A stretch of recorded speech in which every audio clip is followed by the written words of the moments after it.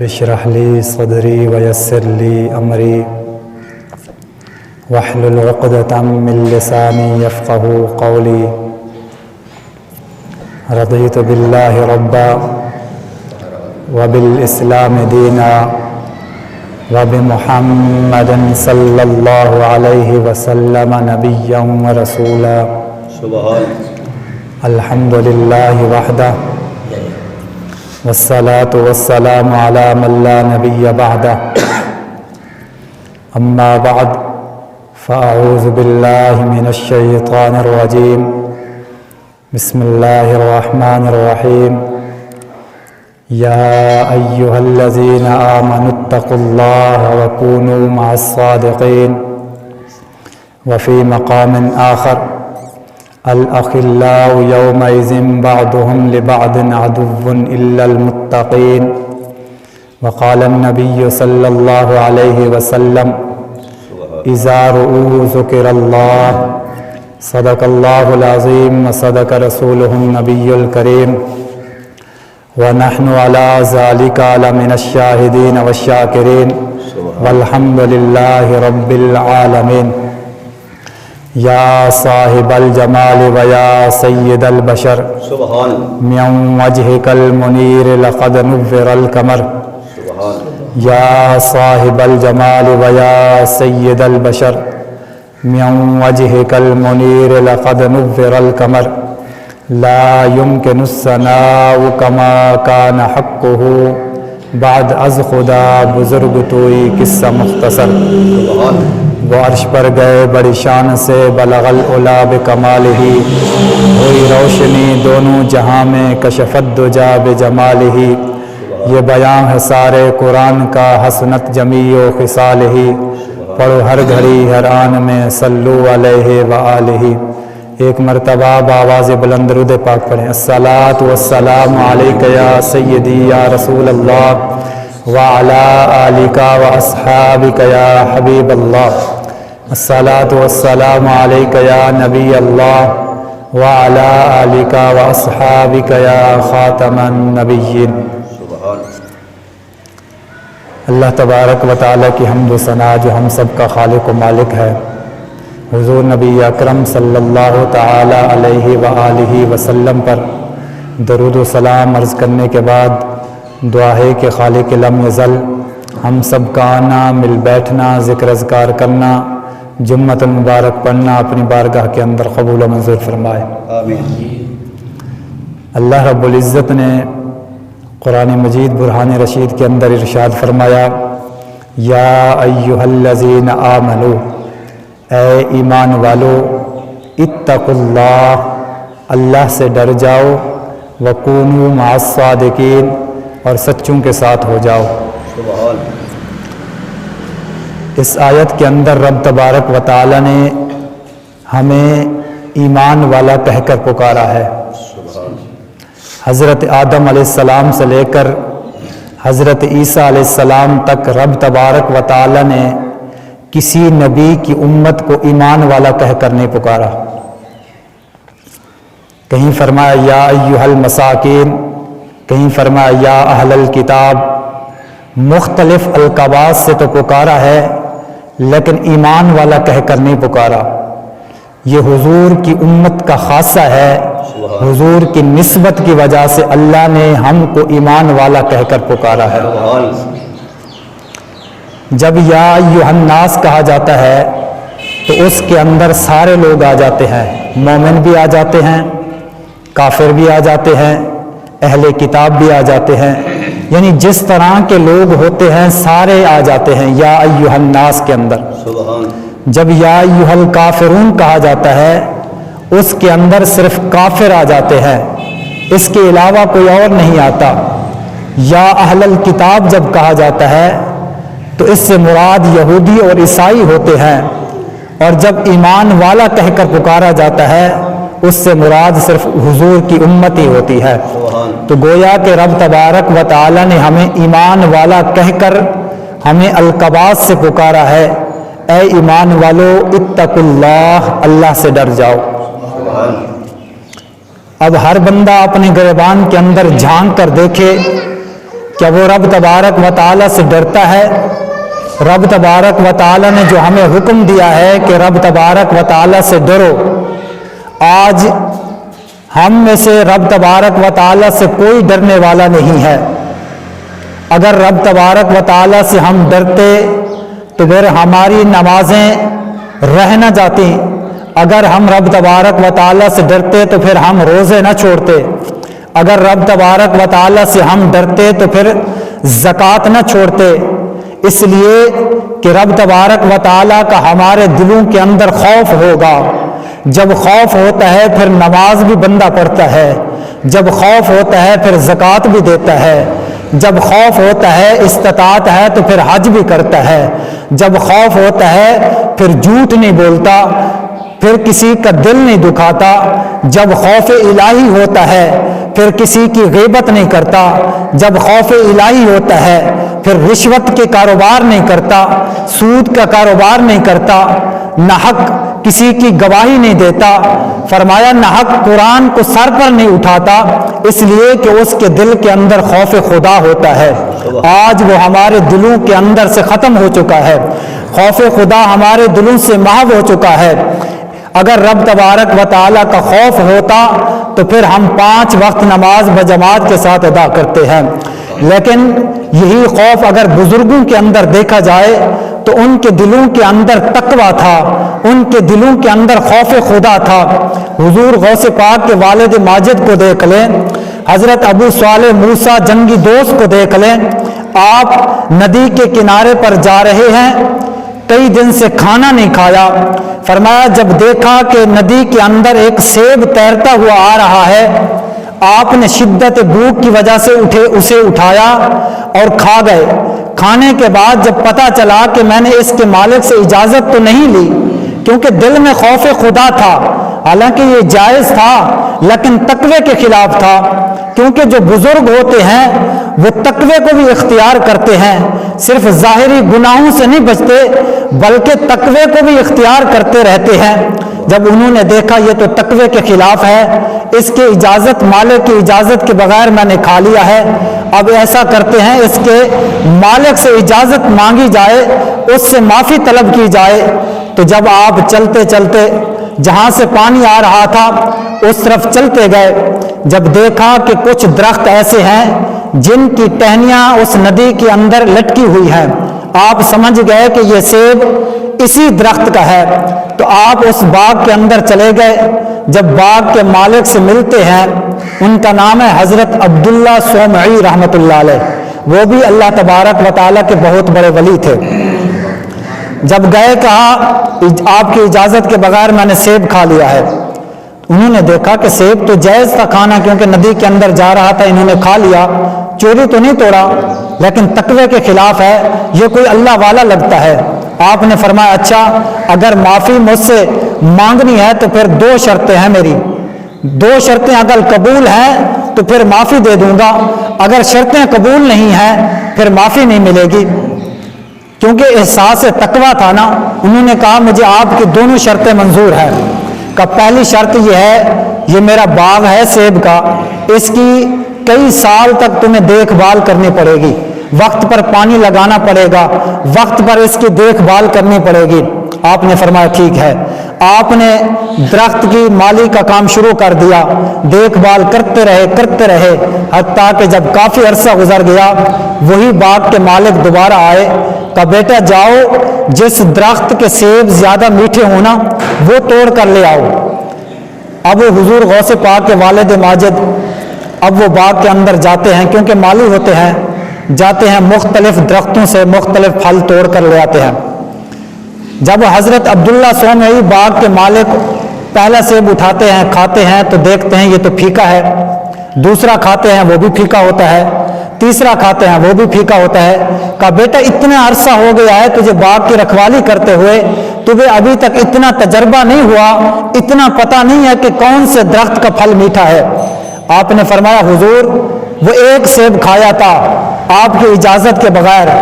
اسی کی معافی کے لیے تو کئی عرصہ سے یہاں میں کام کر رہا ہوں، اگر آپ کی اجازت کے بغیر میں کئی پھل توڑ کر کھا جاتا تو پھر ساری زندگی مجھے یہی رہنا پڑ جاتا تھا، اس لیے آج تک آپ کی اجازت کے بغیر میں نے کوئی پھل نہیں توڑا۔ تو آپ نے فرمایا کہ تیرا یہ امتحان مکمل ہو گیا ہے، تیری پہلی شرط مکمل ہو گئی ہے، اب دوسری شرط یہ ہے کہ میری ایک بیٹی ہے، آنکھوں سے نبینا ہے، آنکھوں سے دیکھ نہیں سکتی، قدموں سے چل نہیں سکتی، ہاتھوں سے پکڑ نہیں سکتی، کانوں سے سن نہیں سکتی، منہ سے بول نہیں سکتی، اس کے ساتھ تمہاری شادی کرنی پڑے گی۔ انہوں نے کہا چلو ٹھیک ہے، منظور ہے، کیونکہ معافی تو مانگنی ہے نا، کل خدا کو کیا منہ دکھاؤں گا۔ خدا کے خوف سے انہوں نے شرط منظور کر لی، نکاح ہو گیا۔ جب رات کے وقت جاتے ہیں نا بیوی کے پاس، سلام کرتے ہیں تو بیوی سلام کا جواب دیتی ہے، پانی کا گلاس بھی تھماتی ہے۔ آپ نے دیکھا کہ میرے سسر نے کہا تھا یہ آنکھوں سے نبینا ہے، یہ تو دیکھ رہی ہے، اس کی آنکھیں ٹمٹما رہی ہیں، یہ چل پھر بھی رہی ہے، ہاتھ بھی کام کر رہے ہیں، تبھی تو گلاس مجھے پکڑا رہی ہے، یہ سن بھی سکتی ہے اس لیے تو میرا سلام سنا ہے، یہ بول بھی سکتی ہے اس لیے تو سلام کا جواب بھی دیا ہے۔ جب ساری چیزیں ٹھیک ہیں تو آپ فوراً ہی ڈر کی وجہ سے پیچھے چلے گئے، اپنے سسر کے پاس چلے گئے، کہا غیر محرم عورت کے پاس چلا گیا ہوں، غضب ہو گیا ہے۔ آپ نے فرمایا کیا ہوا؟ کہا حضور آپ نے کہا تھا آنکھوں سے نبینا ہے، وہ دیکھ بھی رہی ہے، آپ نے کہا ہاتھ کام نہیں کرتے لیکن وہ گلاس بھی پکڑا رہی ہے، آپ نے فرمایا تھا وہ چل نہیں سکتی لیکن وہ قدموں کے ساتھ چل بھی رہی ہے، آپ نے فرمایا وہ سن نہیں سکتی میرا سلام سنا ہے، آپ نے فرمایا تھا وہ بول نہیں سکتی لیکن میرے سلام کا جواب بھی دے رہی ہے، یہ ساری چیزیں میں تو کسی اور عورت کے پاس پہنچ گیا ہوں۔ آپ نے فرمایا نانا تجھے مبارک ہو، دراصل یہی تیری بیوی ہے، یہی میری بیٹی ہے جو تیری بیوی ہے، میں نے اس لیے کہا تھا آنکھوں سے دیکھ نہیں سکتی، آج تک ان آنکھوں سے کسی غیر محرم کو نہیں دیکھا، آج تک ان آنکھوں سے کسی غیر محرم کو نہیں دیکھا، ان کانوں سے کسی خلاف شرع بات کو نہیں سنا، فرمایا ان قدموں سے چل کر کسی خلاف شرع کام کی طرف نہیں گئے، فرمایا یہ ساری چیزیں میں نے اس لیے کہی تھی کہ خلاف شرع آج تک جب سے پیدا ہوئی آج تک خلاف شرع کوئی بات نہیں کی، کوئی کام نہیں کیا، اس لیے میں نے کہا یہ نبینی ہے، یہ سن نہیں سکتی، یہ بول نہیں سکتی۔ تو پھر یہاں سے ایک نکتہ ملتا ہے کہ جب باپ اتنا متقی ہو کہ ایک سیب بخشوانے کی خاطر کئی سال تک باغ کی رکھوالی کرتے رہے، اور ماں اتنا متقی پرہیزگار ہو، ماں اتنا متقی اور پرہیزگار ہو، فرمایا کہ آج تک خلاف شرع کوئی کام نہ کیا ہو، تو پھر بیٹا بھی حضور غوث پاک جیسا پیدا ہوتا ہے، غوث اعظم جیسا پیدا ہوتا ہے، شیخ عبد القادر جیلانی جیسا پیدا ہوتا ہے، اس لیے کہ ان کے دل کے اندر خوف خدا تھا، ان کے دلوں کے اندر تقویٰ تھا، وہ ہر وقت خوف خدا کی وجہ سے ڈرتے رہتے تھے۔ امام غزالی نے لکھا ہے کشف المحجوب کے اندر،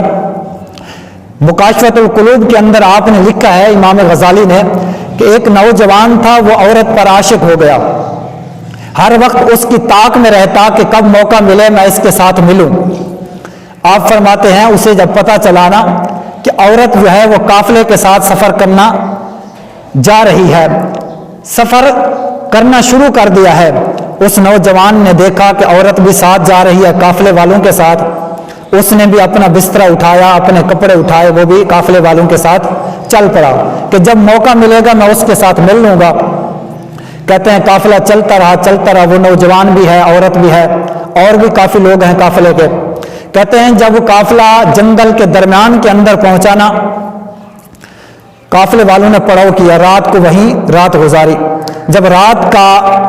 آدھا وقت گزر چکا تھا، آدھا وقت ابھی باقی رہتا تھا، وہ نوجوان اٹھتا ہے، عورت کے پاس جاتا ہے، اسے حقیقت بتاتا ہے، میرا قافلے کے اندر آنا کوئی حقیقت نہیں ہے، کوئی غرض نہیں ہے، مگر میں صرف تم سے محبت کرتا ہوں، تم سے ملنے کے لیے یہاں آیا ہوں، میرا کوئی اور مقصد نہیں ہے۔ تو جب عورت نے سنا، اس نے کہا چلو ٹھیک ہے، جاؤ دیکھو قافلے والے جاگ تو نہیں رہے۔ وہ نوجوان تھا، خوشی خوشی مارے قافلے والوں کا چکر لگانے لگا کہ دیکھوں کوئی جاگ تو نہیں رہا، کوئی ہمیں دیکھ تو نہیں رہا۔ اس نے سمجھا کہ شاید عورت راضی ہو گئی ہے۔ جب وہ آیا عورت قافلے والوں کے پاس، دیکھا کہ سارے قافلے والے سوئے ہوئے ہیں، چین کی نیند سو رہے ہیں، وہ واپس عورت کے پاس آتا ہے اور آ کر کہتا ہے کوئی جاگ نہیں رہا، کوئی ہمیں نہیں دیکھ رہا۔ اس عورت نے کہا جب کوئی نہیں دیکھ رہا تو یہ بتاؤ کیا خدا بھی نہیں دیکھ رہا؟ جب اس کے کہنے کی دیر تھی کہ کیا خدا بھی نہیں دیکھ رہا، امام غزالی لکھتے ہیں مکاشفۃ القلوب کے اندر کہ اس کا جسم کانپنے لگ گیا خوف خدا کی وجہ سے کہ انسان تو نہیں دیکھ رہے لیکن خدا تو دیکھ رہا ہے نا۔ خوف خدا کی وجہ سے اس کا جسم کانپنے لگا۔ کہا جب وہ دنیا سے رخصت ہو گیا، کسی نے خواب کے اندر دیکھا کہ بھئی اللہ تبارک و تعالیٰ نے تیرے ساتھ کیا معاملہ کیا ہے؟ اس نے کہا رب تبارک و تعالیٰ نے مجھے بخش دیا ہے۔ کیا سبب کیا بنا؟ کہ سبب یہ ہے کہ میں عورت پر قابو ہو گیا تھا، اس کے ساتھ معاذ اللہ جماع بھی کر سکتا تھا، لیکن خوف خدا کی وجہ سے میں نے توبہ کر لی تھی، میں نے اس گناہ کو چھوڑ دیا ہے خوف خدا کی وجہ سے۔ اس لیے اللہ تبارک و تعالیٰ کو یہ ادا مجھے پسند آئی، یہ میری ادا رب تبارک و تعالیٰ کو جب پسند آئی تو رب تبارک و تعالیٰ نے زندگی کے سارے گناہوں کو معاف فرما کر مجھے جنت کے اندر داخل فرما دیا ہے۔ آپ ایمان سے بتائیں، امام غزالی فرماتے ہیں اس نے ایک گناہ خوف خدا کی وجہ سے چھوڑا۔ جب ہم سارے گناہ خوف خدا کی وجہ سے چھوڑیں گے، اور یہ بھی حدیث پاک کے اندر موجود ہے، میرے آقا نے فرمایا جو بندہ خوف خدا کی وجہ سے کانپتا ہے، اس کا جسم لڑکھڑاتا ہے، فرمایا اللہ تبارک و تعالیٰ اس کے جسم سے ایسے گناہوں کو دور کر دیتا ہے جس طرح موسم خزاں کے اندر ٹہنیوں کو، درخت کی ٹہنیوں کو ہلاتے ہیں تو پتے جھڑ جاتے ہیں، اسی طرح جب مومن خوف خدا کی وجہ سے کانپتا ہے تو اس کے جسم سے بھی گناہ اسی طرح جھڑ جاتے ہیں، کوئی گناہ اس کے جسم پر باقی نہیں رہتا، کیونکہ مومن جو ہوتا ہے وہ چھوٹے سے گناہ کو بھی پہاڑ سمجھتا ہے۔ میرے آقا نے فرمایا کہ جو مومن ہوتا ہے وہ چھوٹے گناہ کو بھی پہاڑ سمجھتا ہے، وہ جب چھوٹا سا گناہ کر لے وہ سمجھتا ہے اب پہاڑ میرے سر کے اوپر ہے، کسی وقت بھی میرے اوپر گر سکتا ہے، اس لیے وہ ہر وقت ڈرتا رہتا ہے۔ جو منافق ہوتا ہے، فرمایا جو بد عمل ہوتا ہے وہ بڑے سے گناہ کو بھی ایسے سمجھتا ہے جیسے دودھ سے مکھی نکال کر باہر پھینک دیا جاتا ہے، اسی طرح وہ بڑے سے بڑے گناہ کو بھی چھوٹا سا ہلکا سا گناہ سمجھتا ہے، لیکن جو مومن ہوتا ہے وہ چھوٹے سے گناہ کو بھی بہت بڑا پہاڑ سمجھتا ہے۔ اس لیے جو مومن ہوتا ہے، مومن کی شان یہ ہے وہ ہر وقت خوف الہی سے کانپتا رہے، وہ ہر وقت رب تبارک و تعالیٰ سے ڈرتا رہے، رب تبارک و تعالیٰ کی نافرمانی نہ کرے۔ جو بندہ رب تبارک و تعالیٰ کی اطاعت کے اندر گزار دیتا ہے، پھر اللہ تبارک و تعالیٰ ایک وقت ایسا آتا ہے اسے اپنے ولیوں کے اندر شامل فرما لیتا ہے۔ یہ تھا اتقوا اللہ کی تفسیر کہ جو اللہ رب تبارک و تعالیٰ سے ڈرتے ہیں، رب تبارک و تعالیٰ کا خوف دل میں بٹھاتے ہیں۔ اب رب تبارک و تعالیٰ نے آگے فرمایا وَكُونُوا مَعَ الصَّادِقِينَ، سچوں کے ساتھ ہو جاؤ۔ میرے مالک ہم ایمان والے بھی ہیں، تیرا خوف بھی دل کے اندر ہے، کیا سچوں کے ساتھ ملنا یہ لازم ہے؟ اللہ تبارک و تعالیٰ نے فرمایا ہاں لازم ہے۔ اس کی وجہ یہ ہے کہ جب تم مال کماتے ہو صرف مال کما کر اسے چھوڑ نہیں دیتے بلکہ اس کی حفاظت بھی کرتے ہو۔ اگر بندہ مال تو کما لے اس کی حفاظت نہ کرے پھر وہ اس کی محنت ساری بیکار جاتی ہے، کیونکہ چور اٹھا کر لے جائیں گے، وہ ویسے پیسے اس کے ضائع ہو جائیں گے، پیسے بھی گئے، دولت بھی گئی، اس کی محنت بھی ضائع ہو گئی۔ اس لیے پیسے کمانا بھی ضروری ہے اور اس کی حفاظت کرنا بھی ضروری ہے۔ رب تبارک و تعالیٰ نے فرمایا کہ تم ایمان والے بھی ہو، تقوی بھی تمہارے اندر ہے۔ اب ایمان کی حفاظت، تقوی کی حفاظت کرنی ہے تو پھر ان ولیوں کے ساتھ تمہیں جڑنا ہوگا، کیونکہ شیطان کو جب میں نے اپنی بارگاہ سے نکالا تھا اس نے کہا تھا یا اللہ میں سب بندوں کو گمراہ کر کے رکھ دوں گا الا عبادک منہم المخلصین، سوائے مخلصین کے تیرے نیک بندوں کو میں گمراہ نہیں کر سکوں گا، باقی سب کو میں گمراہ کر دوں گا۔ تو اللہ تبارک و تعالیٰ نے ہمیں یہ بچانے کے لیے کہ تمہارا ایمان تمہارے پاس ایک بہت بڑی دولت ہے، اس دولت کو اگر محفوظ کرنا ہے تو پھر نیک بندوں کی صحبت اختیار کرنی پڑے گی، نیک لوگوں کی صحبت اختیار کرنی پڑے گی، اس لیے کہ نیکوں کی جو سنگت ہوتی ہے وہ دنیا میں بھی کام آتی ہے، آخرت کے اندر بھی کام آتی ہے۔ الاخلاء یومئذ بعضهم لبعض عدو الا المتقین، اللہ فرماتا ہے کل قیامت کا دن ہوگا، نفسا نفسی کا عالم ہوگا، فرمایا کہ وہاں بیٹا باپ سے دور بھاگے گا، باپ بیٹے سے دور بھاگے گا، بیٹی بیٹی ماں سے دور بھاگے گی، ماں بیٹی سے دور بھاگے گی، دوست دوست سے دور بھاگے گے۔ صرف خالی بھاگیں گے نہیں، بلکہ دنیا کے اندر جو دوست ہیں نا، عدوٌ، کل قیامت کا دن ہوگا یہ آپس کے اندر دشمن بن جائیں گے۔ آپس کے اندر کیا بن جائیں گے؟ دشمن بن جائیں گے۔ آپ دنیا والوں سے دوستی تو کرتے ہیں، لیکن یہ ضرور دیکھ لیں کہ یہ اللہ والا ہے کہ نہیں ہے۔ اگر اللہ والا ہے تو دوستی کریں، اگر اللہ والا نہیں ہے فرمایا کہ پھر اس کے ساتھ دوستی نہیں کرنی چاہیے۔ دوستی کرنی ہے تو اللہ والوں کے ساتھ کرنی چاہیے۔ اب دیکھیں، چلو ٹھیک ہے، وہ کل قیامت کے دن ہمارا دوست نہیں بن سکتا تو کم از کم دشمن تو نہ بنے نا، کم از کم دشمن تو نہ بنے نا۔ لیکن حضور فرماتے ہیں، رب تبارک و تعالیٰ کا فرمان ہے کہ جو دنیا کے اندر دوست ہیں کل قیامت کا دن ہوگا وہ دشمن بن جائے گا۔ اور آپ یہ ماننے کے لیے تیار ہیں کہ جو دوست جب دشمن بن جاتا ہے وہ زیادہ سخت ہوتا ہے، وہ زیادہ خطرناک ہوتا ہے کہ جب دوست دشمن بن جائے وہ زیادہ خطرناک ہوتا ہے۔ اس لیے رب تبارک و تعالیٰ نے فرمایا الا المتقین، سوائے پرہیزگاروں کے، کل قیامت کا دن ہوگا یہی نیک بندے تمہارے کام آئیں گے۔ اب دیکھیں نا، صحیح بخاری اور صحیح مسلم کے اندر موجود ہے، 99 بندوں کا قاتل جو تھا، 99 قتل تو اس نے کر دیے، اب اس کے دل میں خوف خدا پیدا ہوا، احساس ہوا کہ میں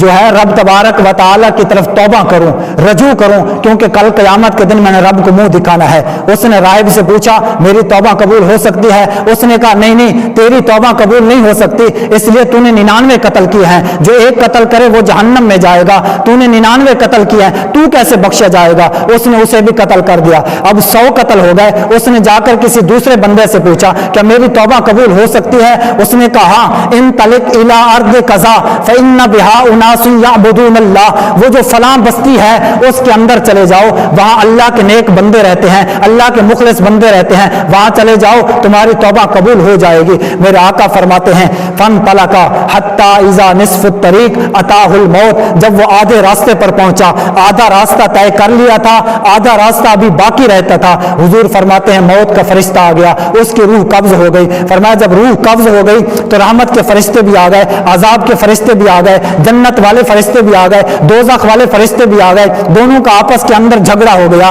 جنت والے فرشتوں نے کہا کہ ہم اسے لے جائیں گے، جہنم والے فرشتوں نے کہا ہم اسے لے جائیں گے، کیوں؟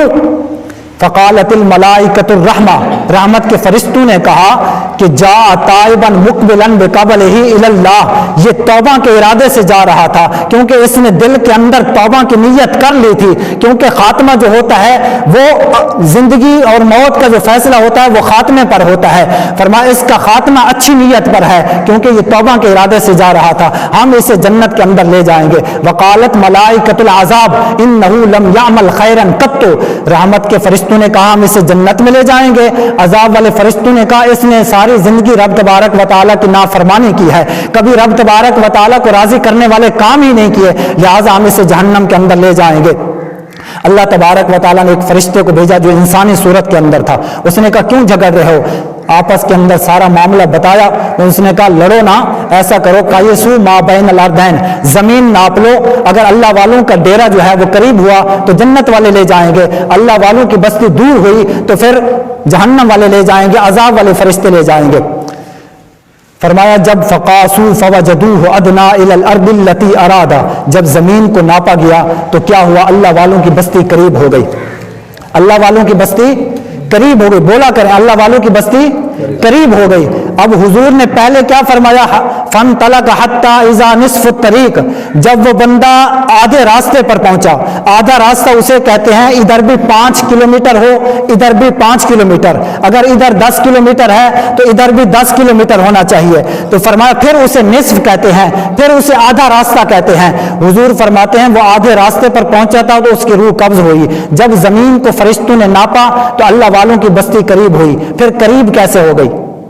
اس کی روح تو پہلے قبض ہو گئی تھی، آدھے راستے کے اندر دونوں فاصلے جو تھے برابر تھے، پھر جب ناپا تو اللہ والوں کی بستی قریب کیسے ہو گئی؟ صحیح بخاری کے اندر موجود ہے، اللہ نے زمین کو حکم دے دیا تھا اے اللہ والوں کی بستی تو سکڑ جا، ادھر والی زمین کو حکم دے دیا تھا کہ تو پھیل جا، وہ زمین پھیل گئی، ادھر والی زمین سکڑ گئی، زمین کو سکیڑ کر رب تبارک و تعالیٰ نے کائنات والوں کو پیغام دیا، وہ کائنات والوں اگر ساری زندگی بندہ گناہ کرتا رہے ساری زندگی میری نافرمانی کرتا رہے، لیکن اگر اس کی نسبت اللہ کے ولیوں کے ساتھ ہو جائے، میرے پیاروں کے ساتھ ہو جائے، میں ساری زندگی کے گناہوں کو نہیں دیکھتا، میں اس کی زندگی کے سارے گناہوں کو معاف فرما کر اسے داخل جنت کر دیتا ہوں۔ اللہ رب العزت کی بارگاہ میں دعا ہے، اللہ رب العزت ہمیں ان اولیاء کرام کی سیرت پر، ان کے نقش قدم پر چلنے کی توفیق عطا فرمائے۔ آمین۔ وآخر دعوانا الحمدللہ۔